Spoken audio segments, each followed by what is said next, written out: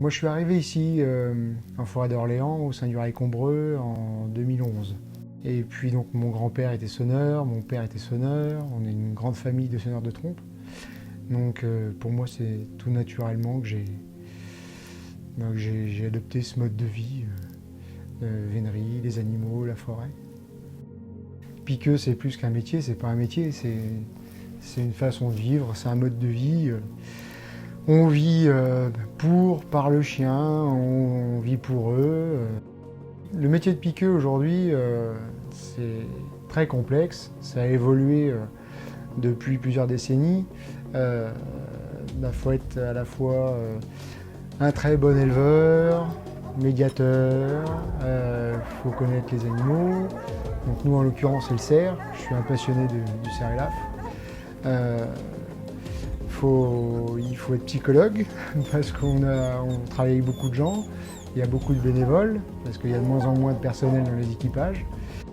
Donc l'hiver, c'est la recherche des animaux, la conduite des chasses. Au printemps, c'est l'élevage, c'est améliorer les bâtiments du chenil, c'est l'entraînement, la mise en meute des jeunes chiens, quelques passages en forêt, aller voir les riverains, les agriculteurs, les forestiers. Donc c'est vraiment, oui, c'est plus qu'un métier, c'est très complet, c'est très très très prenant. Il faut avoir une vie familiale qui suive. C'est pas évident parce qu'on est tout le temps dedans. Je supporte pas de quitter les chiens plus d'une semaine. Donc voilà, c'est un équilibre à avoir qui est pas facile. Donc moi j'ai pas toujours été piqueux. Donc j'ai fait des études dans l'environnement. J'étais bénévole dans un équipage au Bois-Chaud-Babéry. Mais l'envie d'embrasser cette profession a toujours été très forte pour moi et j'ai eu une opportunité ici, en forêt d'Orléans, au sein du Rail Combreux. Je voulais surtout pas vieillir, passer des années et être passé à côté de ça et l'avoir vécu. C'était vraiment trop fort. Il faut garder nos règles. On chasse pour le chien, on respecte l'animal, on chasse dans son environnement. Un animal libre dans un environnement libre, il faut absolument essayer de respecter ça et s'en rapprocher. Les valeurs qui comptent pour moi dans la chasse à courre, dans la vénerie, c'est d'abord le respect de la forêt, des riverains. C'est vraiment c'est ce qui nous sauvera.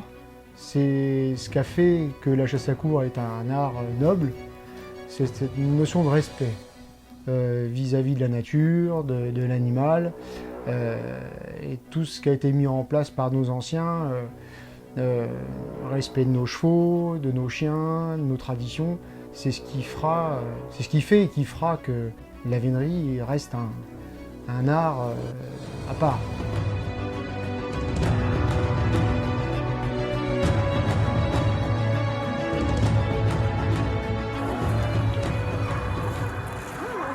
Donc mes enfants, les jours de chasse, donc ils sont là quand ils peuvent, quand ils n'ont pas l'école.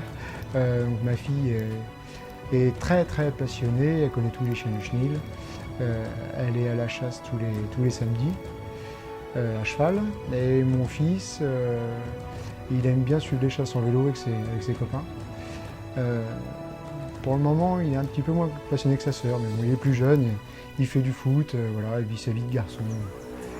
Il viendra s'il faut, quand il sera plus grand.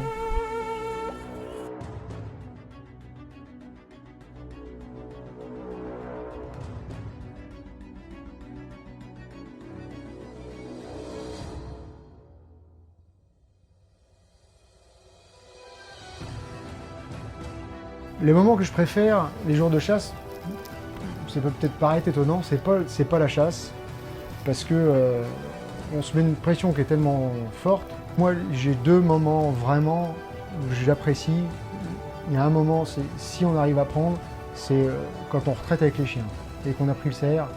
Ça, c'est vraiment un moment de plénitude où toute la pression elle tombe, et on est avec nos chiens, et on retraite au rendez-vous. Et là, et le deuxième moment que j'aime particulièrement, c'est le soir de chasse, quand tout le monde est parti, il n'y a plus personne au chenil.